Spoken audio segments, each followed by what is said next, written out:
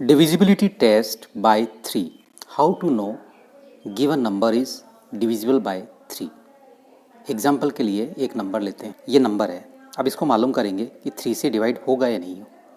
तो अगर मैं इसको डिवाइड करने बैठा, जैसे ये 3 1 जा 3, ऊपर से क्या उतरेगा 1 उतरेगा।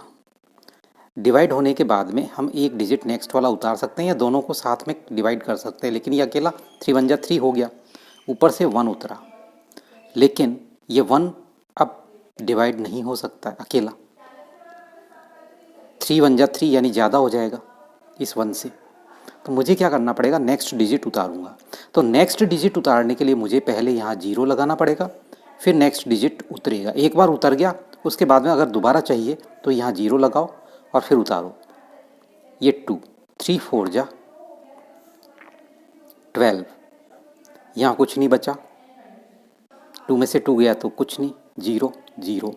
ऊपर से क्या उतरेगा, एक डिजिट उतर सकता है, तो ये 1 मैंने उतार दिया। अब ये अकेला 1 फिर 3 से डिवाइड नहीं हो सकता है, 2 चाहिए, तो फिर यहाँ 0 लगाऊंगा और ये 2 नीचे उतारूंगा। अब 3 4 जा 12, ऊपर से क्या उतरेगा, एक बार डिवाइड होने के बाद में ऊपर से एक ही डिजिट नीचे उतर सकता है, 1। ये भी नहीं हो सकता, फिर 0 लगाऊंगा और फिर 1 उतार दूंगा, 11 हो गए। 3 3 जा 9 और 3 4 जा 12।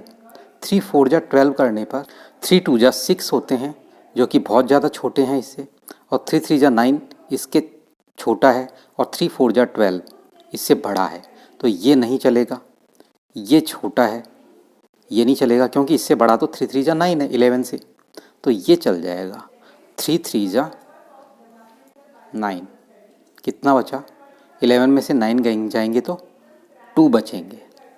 अब 2 3 से डिवाइड नहीं होगा, पॉइंट लग के हो सकता है, पॉइंट लगाया, एक 0। 3 6 जा 18, फिर 2। अब क्योंकि पॉइंट लग चुका है तो एक बार ये डिवाइड हो सकता है, यहाँ पर 0 लगा सकते हैं। फिर 3 6 जा 18, ये 2 2 रिपीट होता जा रहा है। ये डिवाइड तो हुआ लेकिन पॉइंट में, और अभी भी कंटिन्यू चल रहा है, यानी इसको हम यूँ लिख सकते हैं।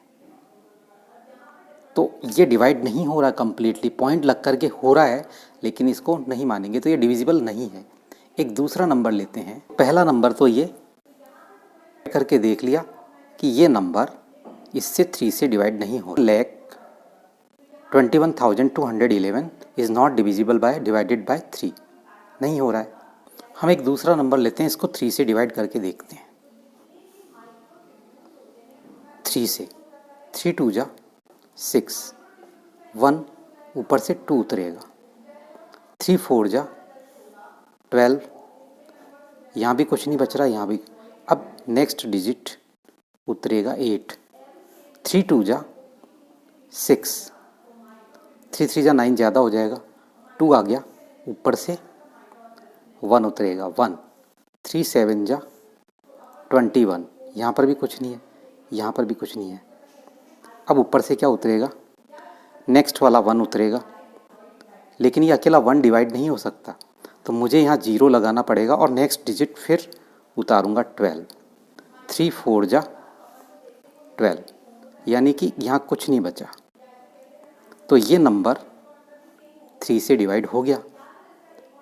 लेकिन हमको इतना बड़ा डिवाइड करना पड़ेगा एक एक के लिए, तो इसके लिए शॉर्टकट ट्रिक क्या है, हम इतना सारा डिवाइड करके देख नहीं सकते, तो हम क्या करेंगे, इन सब नंबर्स को ऐड करेंगे। कैसे, इन डिजिट्स को 7 + 2 + 8 + 1 + 1 + 2, 7 और 2 यहाँ तक 9, फिर 9 और 8 17, फिर 17 और 1 18, 18 और 1 19, 19 और 2 क्या आ गया 21, और 2 और 1 इन दोनों को भी ऐड कर लो तो ये 3।